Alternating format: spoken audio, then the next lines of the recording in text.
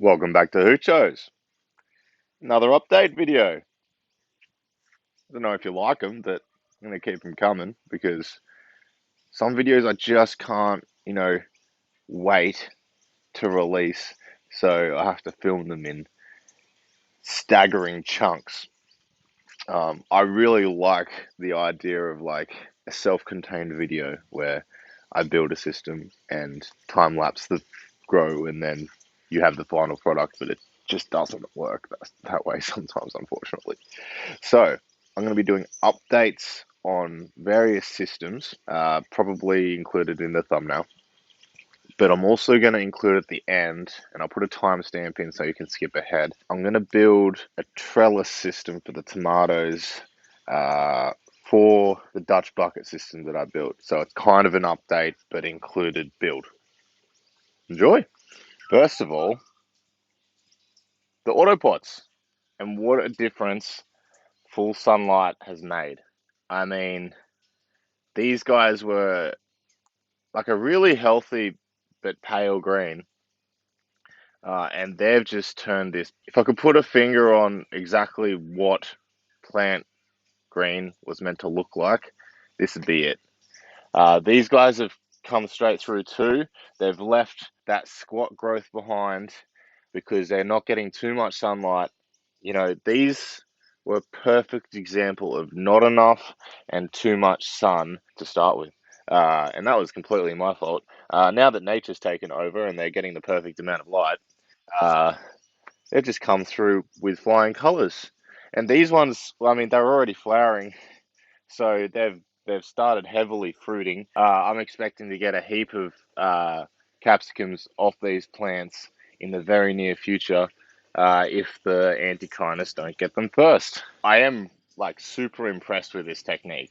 Uh, it's not as fast as your mechanical methods where you're forcing the nutrient in and then draining it out.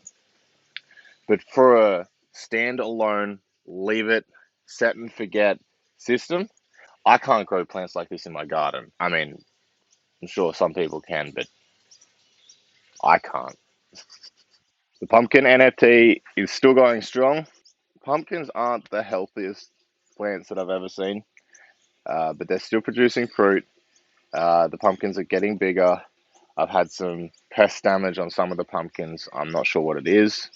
Uh, Let me know if you know. No blockages in the NFT. The pipes are big enough. I'm actually getting a watermelon on the watermelon plant that I introduced.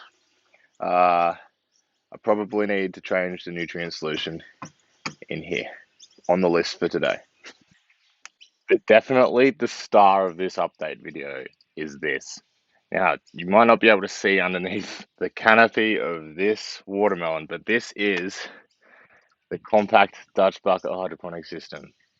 And despite my, failure to use a fabric that drained freely, this plant has gone from strength to strength, and I think I've topped it up twice with nutrient solution since I made that video. It's been phenomenal. There's fruits all over this thing, and it keeps growing. Really impressed with the Dutch bucket technique. I cannot overstate that. I'm in love with NFT hydroponics. The scalability, the ease of build, but Dutch buckets. For these larger fruiting plants, I mean, I don't think you can go past it. Uh, the two together in a hydroponic ecosystem where your smaller plants, your leafy greens are contained within an NFT system, and the Dutch buckets contain all of your heavier fruiting plants, you can't go wrong. I'm so glad that I explored this technique because it solved so many of the issues that I had with plants in the NFT. Now I can compartmentalize which plants are in which system and be more productive and have more control over the growing conditions that those plants are in. I really like this technique. All right, so for the tomato trellis, or the support structure, I'm going to use these poles, which are the same ones that I used for the top of my NFT system. They're salvaged. They're actually a dog enclosure that I was able to get my hands on for next to nothing. But the beauty of them is they just slide into each other, and if you have, you know, ingenuity, you can pretty much design anything out of these three or two types of poles, which is good for me because I've got that. So I'm going to use some star pickets. We're going to set up the poles, screw into them with some metal screws. I'm actually going to rearrange the plants, which is the beauty of a Dutch bucket system. Take out the feeders, and I'm going to move all of the capsicum to one end, and leave the tomatoes at the other, because the poles, the middle pole won't be long enough to reach across the entire Dutch bucket system. So I'm going to put it on an angle across so that I can at least reach across the tomatoes, because the capsicums I can do something else with.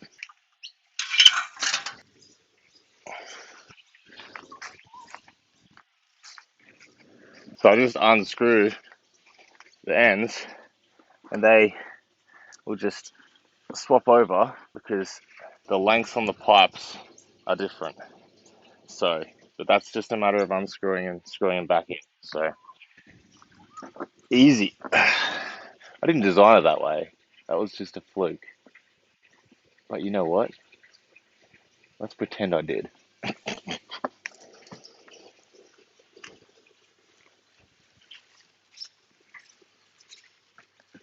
You always put one picket in the wrong spot. It's like a rule. A fencing rule.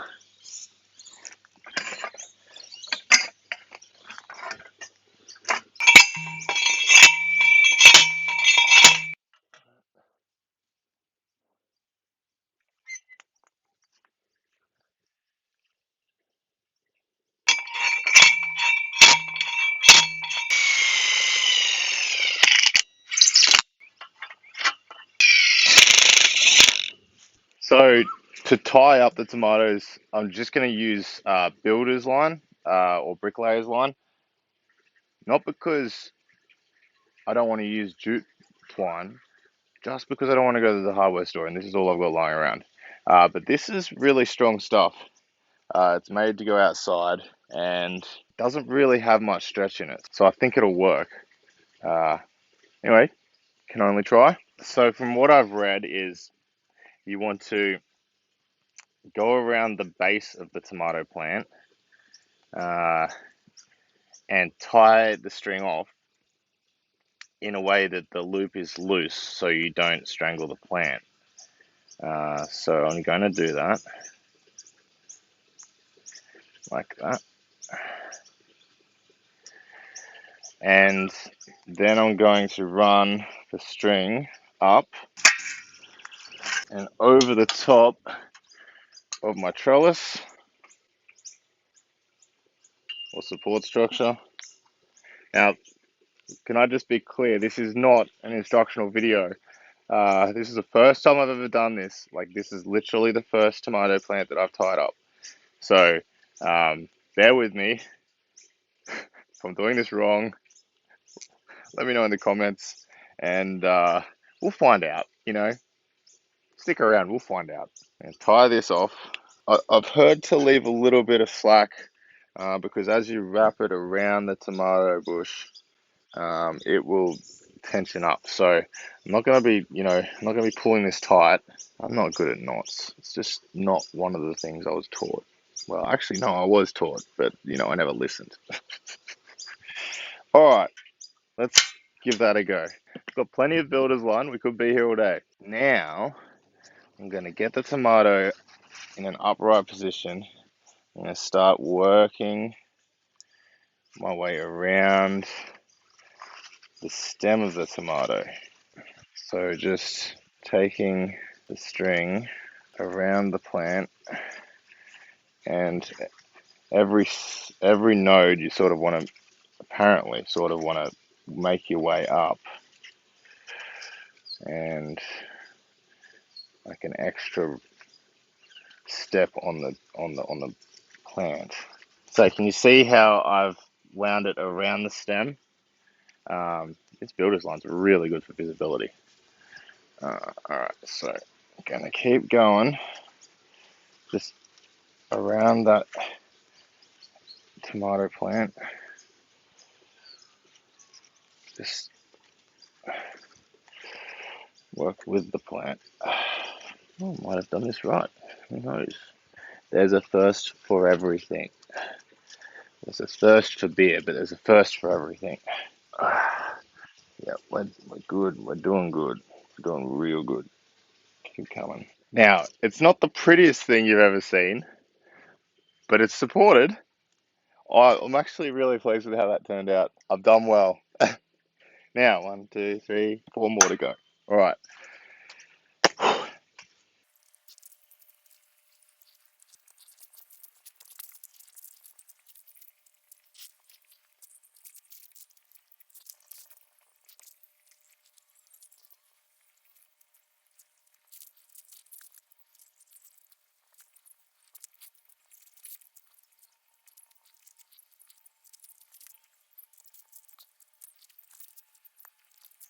Look at that. It's beautiful.